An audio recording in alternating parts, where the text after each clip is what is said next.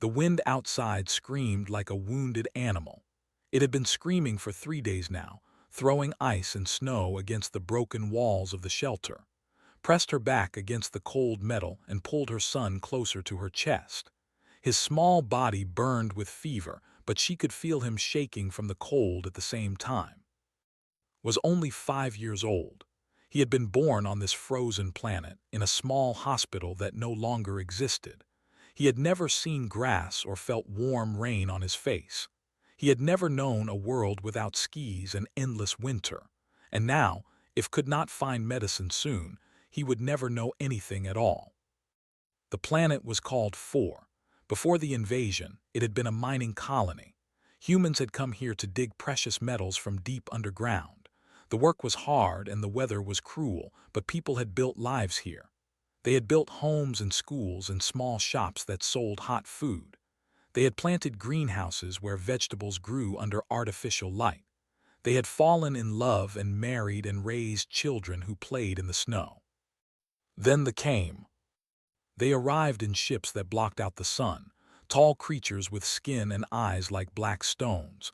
They did not come to trade or talk. They came to take. Within 1 week, they had destroyed every human ship in orbit. Within 1 month, they had taken control of every settlement on the planet. The humans who fought back were killed. The humans who surrendered were put to work in the mines. His husband had been one of those who fought back. He died defending their home with nothing but a mining tool in his hands. He bought and enough time to escape into the frozen wilderness. She never saw his body. She never had the chance to say goodbye. That was 3 years ago. Since then had moved from place to place, always staying ahead of the patrols. She found other survivors sometimes. They shared food and warmth and stories of the world before the invasion, but groups attracted attention, and attention meant death. So always moved on, carrying on her back when he was too tired to walk. Now they were alone in the ruins of a settlement that had no name. The buildings had collapsed long ago, crushed by the weight of snow and neglect. But one small structure remained mostly standing. It had been a storage room once, built with thick walls to protect whatever was kept inside. Had found it 2 weeks ago and decided to stay until the worst of the winter passed. But the winter on 4 never really passed, and now was sick. It had started with a cough. Then came the fever. Then the shaking that would not stop no matter how many blankets wrapped around him. She knew what was wrong. The water in this area was bad. It came from underground streams that ran through old mine tunnels, picking up poison along the way. She had boiled it before giving it to, but boiling was not enough to remove everything. They had medicine that could cure him. They had medicine for almost everything. Their outpost was only 40 kilometers away, a building that sat on a hill like a watchful spider, but they did not share their medicine with humans. To them, humans were tools. When a tool broke, you threw it away and got a new one. You did not waste resources trying to fix it. Had tried anyway. 3 days ago, before the storm hit, she had walked halfway to the outpost. She had planned to beg. She had planned to offer herself as a worker, as a slave, as anything they wanted if they would just give her son the medicine he needed. But she had seen a patrol on the road and hidden in the snow until they passed. And when she finally reached the outpost, she saw the bodies. 3 humans hung from the wall. Their crime, according to the sign below them, was asking for medicine. Had turned around and walked back through the snow. She did not cry. She had used up all her tears long ago. She just walked, 1 foot in front of the other, until she reached the shelter where waited. Now she held him and listened to his breathing. It was wrong. Too fast, too shallow, with a wet sound underneath that made her heart hurt. His eyes were closed, but he was not sleeping. He was too sick to sleep. He just lay there, suspended somewhere between waking and dreaming, fighting a battle inside his own body. Knew she should do something. She should go out into the storm and look for help. She should dig through the ruins and search for medicine that might have been left behind. She should do anything except sit here and wait for her son to die. But the storm was too strong. She could not see more than 2 steps outside the door, and there was no medicine in these ruins. She had already searched every corner, every broken cabinet, every frozen body she found buried in the snow. There was nothing left. So did the only thing she could do. She opened her mouth and began to sing. The song was old. Her grandmother had taught it to her when she was younger than was now.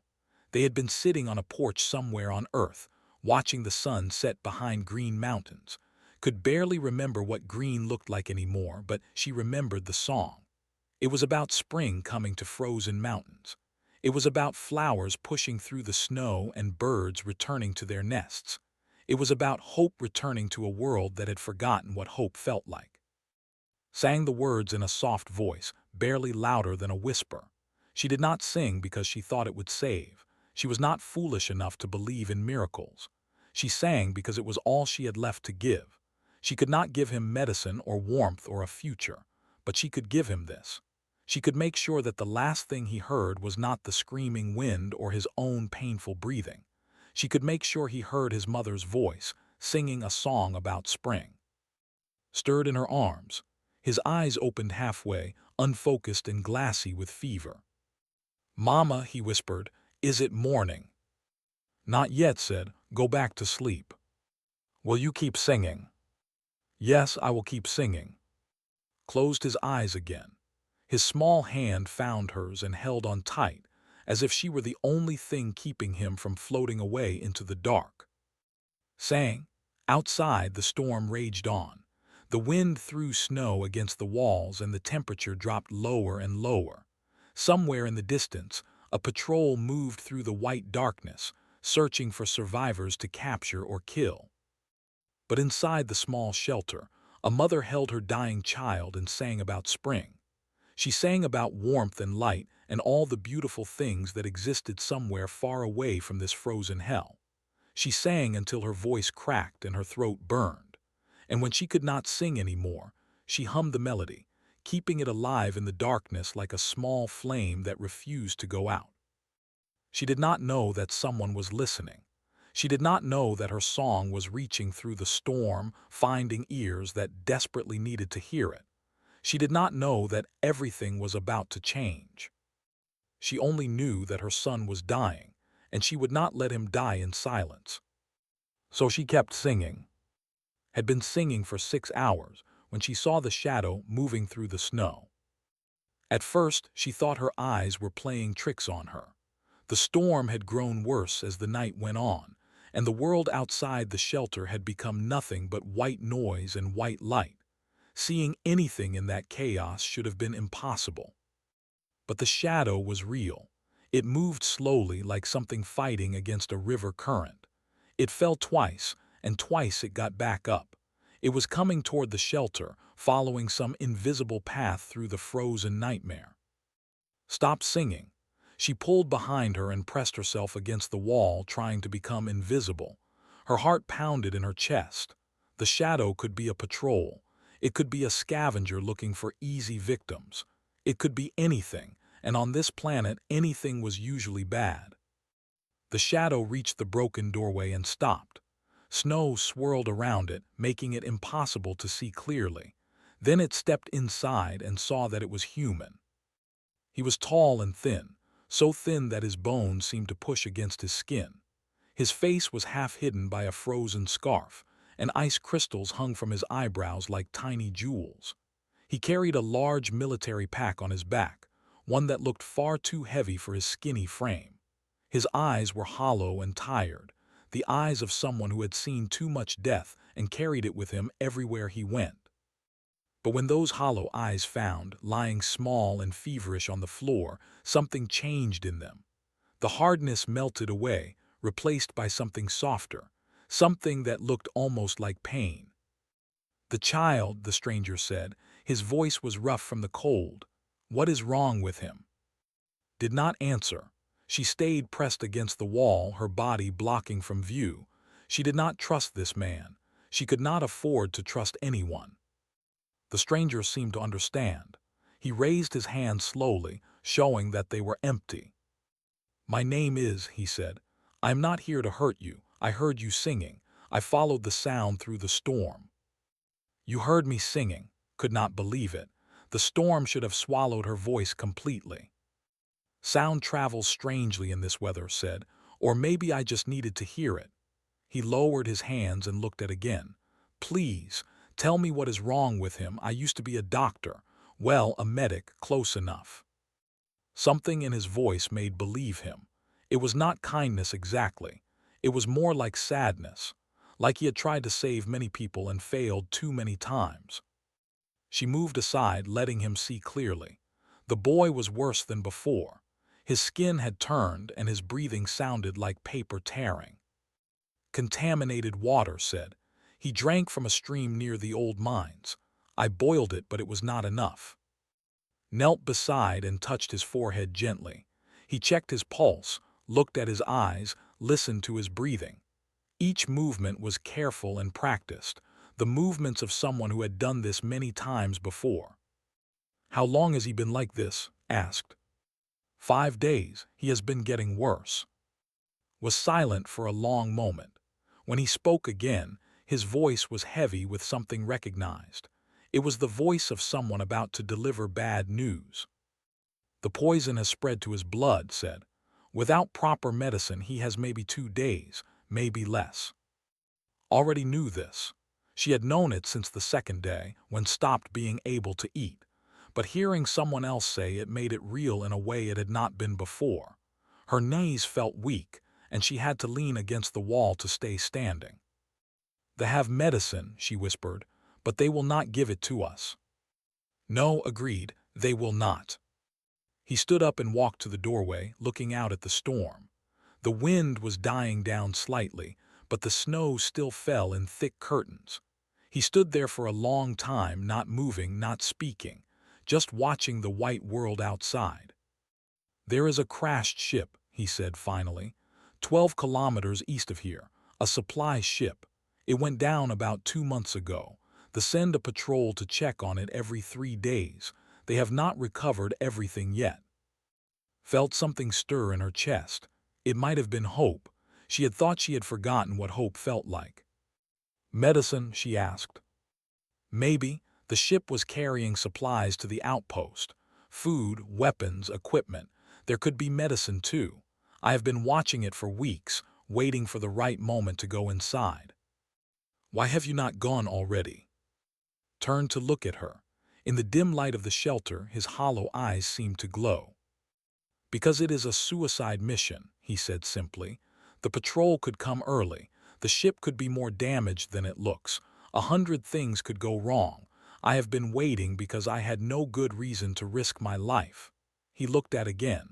Now I have a reason. Shook her head. You do not know us. You do not owe us anything. Why would you risk your life for a stranger's child? Smiled, but it was not a happy smile. It was the smile of someone remembering something painful. Before the invasion, I had a family, he said. A wife, a daughter. She was 4 years old. She had her mother's smile and my stubbornness. He paused, and for a moment his hollow eyes filled with something that might have been tears.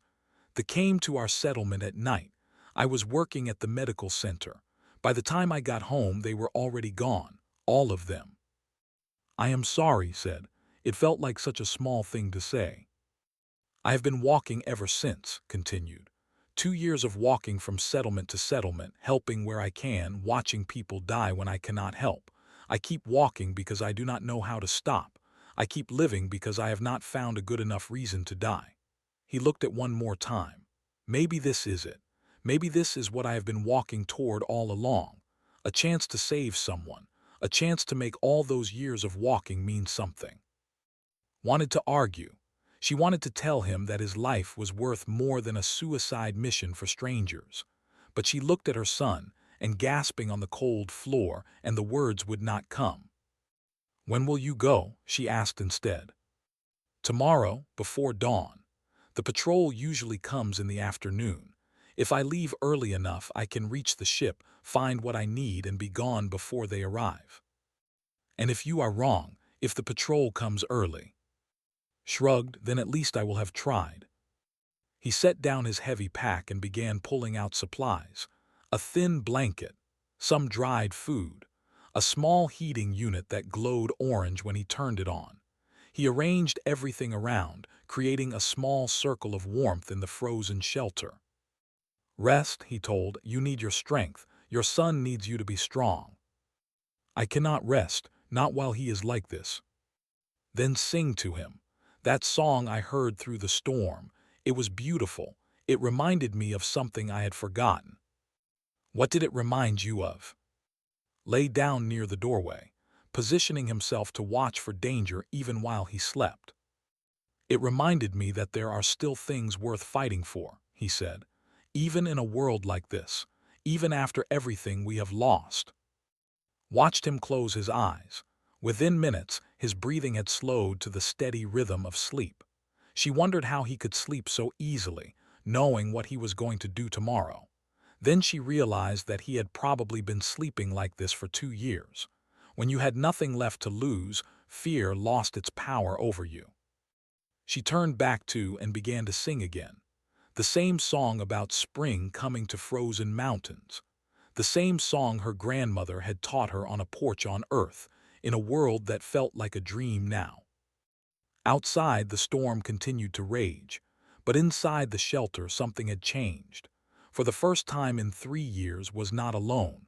For the first time in 3 years there was a chance, however small, that her son might live. She sang through the night, her voice soft and steady, and somewhere in his fever dreams smiled. Woke before dawn when the sky was still black and the storm had finally quieted to a gentle snowfall. He moved silently, gathering his things without making a sound, but was already awake. She had not slept at all. "You are leaving now," she said. It was not a question. Nodded. He had packed light. Just a small bag with some food, a knife, and a few medical tools. Everything else he left behind. "The supplies are for you and your son," he said. "The heating unit has enough power for 3 days. The food will last about the same. If I am not back by then, you should move on. Head south. There is a settlement about 50 kilometers from here. They might take you in." Stood up and walked toward him. Her legs felt stiff from sitting so long, and her throat was raw from singing. But she walked until she was standing directly in front of him, close enough to see the lines of exhaustion on his face. "Let me come with you," she said. "No. 2 people are better than 1. I can help you carry things. I can watch your back." "And who will stay with your son?" asked gently. "He cannot be alone, not like this. If he wakes up and you are not here, he will be afraid. He will think you have left him." Knew he was right. She hated that he was right. She wanted to do something, anything, instead of just sitting here and waiting. Waiting was the hardest thing in the world. "I cannot just let you go alone," she said. "You might die out there. You probably will die out there. And I will have to live knowing that a stranger gave his life for my son while I did nothing." Smiled. It was a strange smile, sad and warm at the same time. "You are not doing nothing," he said. "You are keeping him alive. You are giving him something to hold on to. That song you sing, it matters. It matters more than you know." He reached out and touched her shoulder lightly. "I have been walking toward death for 2 years. I just have not found a good enough reason to meet it yet. Maybe this is it. Maybe saving your son is what I was meant to do all along. Or maybe I will come back with the medicine and we will all laugh about how worried we were. Either way, I need you to stay here. I need you to keep singing." Felt tears burning in her eyes. She had thought she had no tears left, but apparently she was wrong. "Why?" she whispered. "Why are you doing this? You do not know us. You do not owe us anything." "Because someone has to," said simply. "Because if we stop helping each other, then they have already won. They took our homes and our families and our future, but they cannot take this. They cannot take our choice to be human, to care about each other, to risk everything for a stranger's child." He stepped back and shouldered his bag. "Keep singing. No matter what happens, keep singing. That is the most important thing you can do." Then he turned and walked out into the light of dawn. Watched him until the snow swallowed him up and he disappeared from view. She stood in the doorway for a long time, staring at the empty white world before finally turning back to her son. Was worse. His breathing had become shallow and uneven, with long pauses that made his heart stop each time. His skin was cold and clammy, even though his forehead burned with fever. He had stopped shaking, which should have been a good sign but was not. It meant his body was running out of energy to fight. Sat beside him and took his hand. It felt so small in hers, so fragile. She thought about all the things she had wanted to show him. The green mountains of Earth that she had only seen in pictures. The ocean, vast and blue and full of life. The feeling of warm sunshine on bare skin. He would never experience any of it. He would die on this frozen rock, never knowing what the universe had to offer. Unless came back. Push the thought aside. She could not afford to hope too much. Hope was dangerous. Hope made the fall harder when it finally came. Instead, she began to sing. She sang the song about spring, the one she had been singing all night. But then she moved on to other songs. Songs her mother had taught her. Songs she had learned in school, back when schools still existed. Songs she had heard on the radio during the long journey from Earth to 4, when she was young and excited and had no idea what was waiting for her. She sang about love and loss and the passing of time. She sang about heroes who fought impossible battles and won. She sang about ordinary people who did extraordinary things because there was no one else to do them. She sang about hope, even though she was afraid to hope herself. When she ran out of songs she knew, she made up new ones. She sang about her husband. She described the way he laughed, loud and free, like nothing in the world could ever hurt him. She described the way he held the first time, so carefully, as if the baby were made of glass. She described the way he died, standing between his family and the monsters, refusing to run even when running was the only smart thing to do. She sang about himself, about the first time he walked, stumbling across the floor with his arms stretched out for balance, about the first word he said, which was not mama or papa but snow, because snow was the first thing he saw every morning when he woke up, about the way he asked questions constantly, wanting to know everything about everything, never satisfied with simple answers. She sang about the future she wanted for him, a future where he grew up tall and strong, a future where he fell in love and had children of his own, a future where he sat on a porch somewhere and watched the sun set behind green mountains, just like it had done when she was young. The hours passed slowly. The light outside changed from to white to again as the sun moved across the hidden sky, drifted in and out of consciousness, sometimes opening his eyes to look at her, sometimes whispering words that made no sense. But through it all, he held onto her hand. He never let go. Sang until her voice cracked and her throat burned. Then she hummed.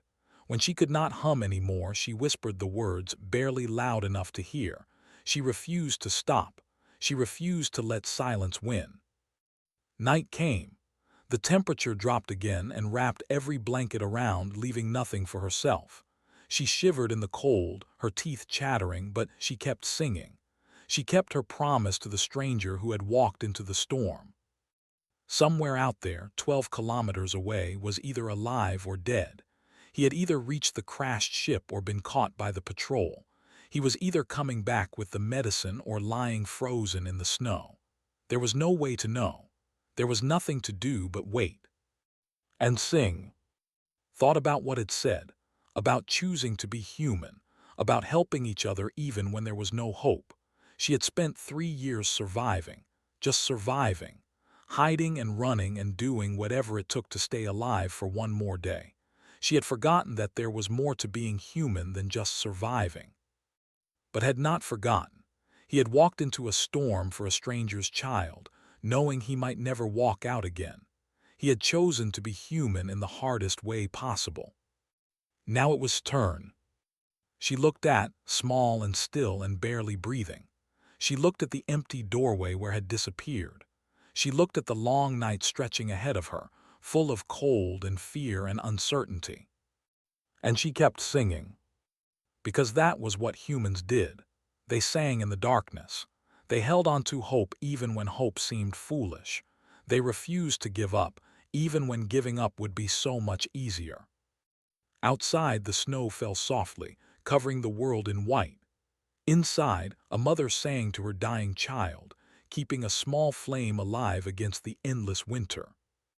And somewhere in the frozen distance, a man with hollow eyes walked toward a crashed ship, guided by a song he could barely hear. Reached the crashed ship as the sun began to set behind the thick clouds. His legs felt like stone, and his lungs burned from breathing the frozen air for so many hours. But he was still standing.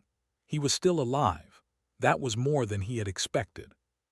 The ship lay in a shallow valley, half buried in snow. It was a medium-sized transport vessel, the kind that used to move supplies between outposts. One of its wings had broken off during the crash and lay twisted on the ground nearby. The hull was cracked in several places, with dark holes that led into the frozen interior. Approached carefully, watching for traps or guards, but the valley was empty. The snow around the ship was smooth and undisturbed. The patrol had not come yet. He climbed through one of the cracks in the hull and found himself in a dark corridor. The emergency lights had died long ago, so he pulled out a small flashlight and switched it on. The beam cut through the darkness, revealing walls covered in strange symbols and doors that led to unknown rooms. Moved slowly, checking each room as he passed. Most were empty or filled with broken equipment. Some contained things he did not recognize, alien devices that hummed with strange energy even though the ship had no power. He left those alone. He was not here to explore. He was here for one thing only. The medical bay was near the back of the ship. The door was stuck, so had to force it open with his knife. Inside, he found shelves full of containers with alien writing on them. Hundreds of different medicines designed for bodies. Would any of them work on humans? He had no idea. But then he saw it. A separate shelf, smaller than the others, labeled with a symbol he recognized.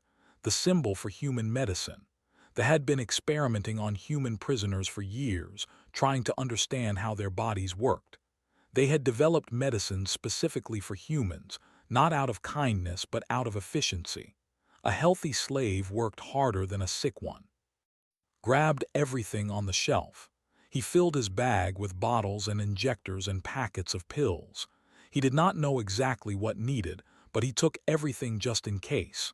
Better to have too much than too little. He was zipping up his bag when he heard the sound outside, the low hum of engines, the crunch of footsteps in snow. The patrol had come early. Froze, his heart pounded in his chest, but his hands stayed steady.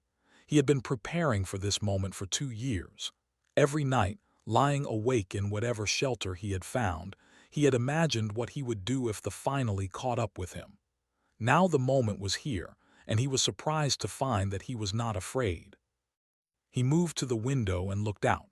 3 soldiers stood outside the ship, their bodies almost invisible against the sky.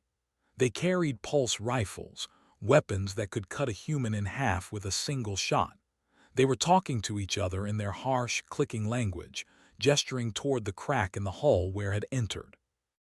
They knew he was inside. Thought about hiding. The ship was large, with many places where a small human could disappear. He might be able to wait until they left, then slip away in the darkness. It was the smart thing to do, the safe thing. But did not have time for safe. Every hour that passed brought him closer to death. If hid and waited, he might not get back to the shelter in time. The boy might die while was crouching in a dark corner, too afraid to fight. No, he had not walked 12 kilometers through a frozen hell just to hide. Checked his knife. It was a small thing, meant for cutting bandages and opening packages. It would be useless against the armor, but it was all he had. He thought about sitting alone in the shelter, singing to her dying son. He thought about, small and fragile, fighting a battle inside his own body. He thought about his own daughter, dead for 2 years now, never growing up, never getting the chance to live. Something changed inside him. The fear that had been his constant companion for so long simply disappeared. In its place was something else. something harder and colder than the ice outside, something that did not care about survival anymore. He walked to the crack in the hull and stepped outside. They saw him immediately. They raised their rifles, aiming at his chest. One of them said something in their clicking language, probably an order to surrender. Did not surrender. He moved faster than he had ever moved in his life, not toward safety, but toward the nearest soldier. The fired but was already gone, rolling through the snow as the pulse beam burned the air where he had been standing. He came up running, closing the distance in seconds, too close for the rifle to be useful. The first soldier tried to swing its weapon like a club, ducked under the swing and drove his knife into the gap between the creature's helmet and chest plate. Blood sprayed across the snow. The soldier fell. The second soldier fired. The beam grazed his arm, burning through his jacket and into his flesh. He felt the pain but did not stop. He could not stop. He grabbed the fallen soldier's rifle and swung it at the second soldier's head. The impact made a sound like breaking glass. The soldier dropped. The third soldier was smarter than the others. It had retreated to a safe distance and was aiming carefully, waiting for a clear shot. Knew he could not reach it in time. He knew the next beam would not miss. He threw the rifle. It was a desperate move, something no trained soldier would ever do, but was not a soldier. He was a medic who had lost everything and had nothing left to fear. The rifle spun through the air and hit the third soldier in the face just as it fired. The beam went wide, burning a hole in the snow behind. Before the soldier could recover was on it. His knife found the same gap in the armor, the same weak point he had discovered on the first soldier. More blood, another body in the snow. Then silence. Stood in the middle of the battlefield, breathing hard. His arms screamed with pain where the beam had burned him. His whole body shook from exhaustion and adrenaline, but he was alive. Somehow, impossibly, he was alive. He looked down at the three dead soldiers and felt nothing. No triumph, no guilt, no satisfaction. They were just obstacles that had been in his way. Now they were not. He picked up his bag, heavy with stolen medicine, and began the long walk back. The patrol ship sat nearby, its engine still running. Considered taking it, but he did not know how to fly an alien vessel. And even if he did, a stolen ship would bring every soldier on the planet down on his head. Better to walk. Slower but safer. He walked through the night, putting one foot in front of the other, ignoring the pain in his arm and the cold that seeped into his bones. Several times he fell and had to force himself back up. Several times he thought about lying down in the snow and letting sleep take him. But each time he heard song playing in his memory, and he kept walking. Sometime before dawn, when the sky was starting to lighten from black to, he heard her voice again. Not in his memory this time, but for real. Faint and distant, carried on the wind, but unmistakably real. She was still singing. After all these hours, she was still singing. Smiled for the first time in 2 years. It was a small smile, barely visible on his frozen face, but it was real. He followed the sound of her voice, letting it guide him through the snow. The commanders would review the security footage from the patrol's cameras later that day. They would watch a single human kill 3 armed soldiers with nothing but a knife and a thrown rifle. They would analyze the footage frame by frame, trying to understand how such a thing was possible. They would never understand. In the end, they would file the incident under a single word that had no direct translation in their language.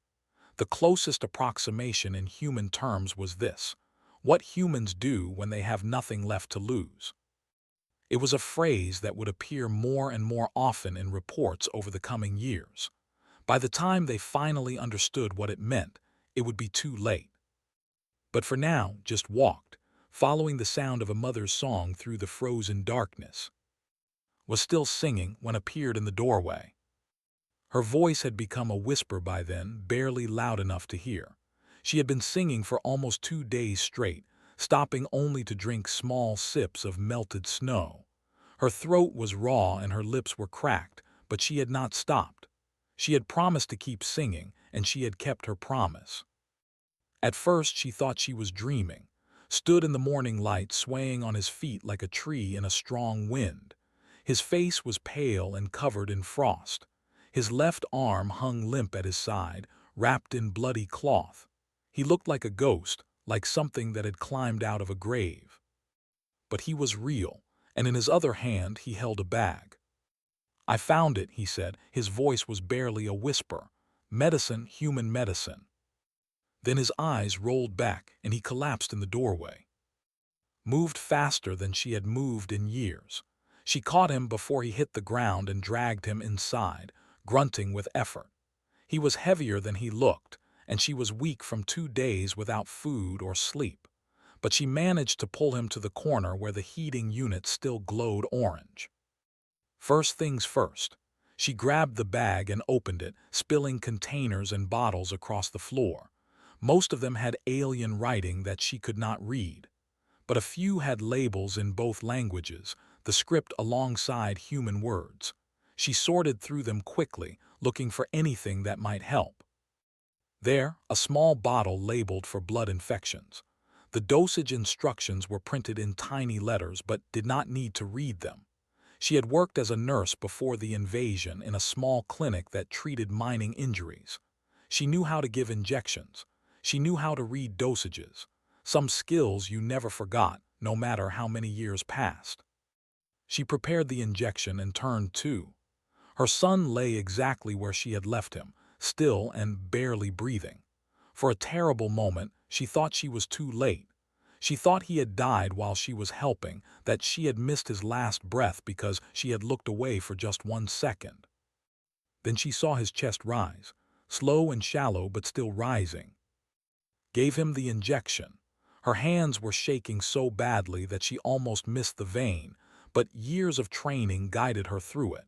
She pressed the plunger and watched the medicine disappear into his arm. Now she had to wait. She turned to and began working on his wounds.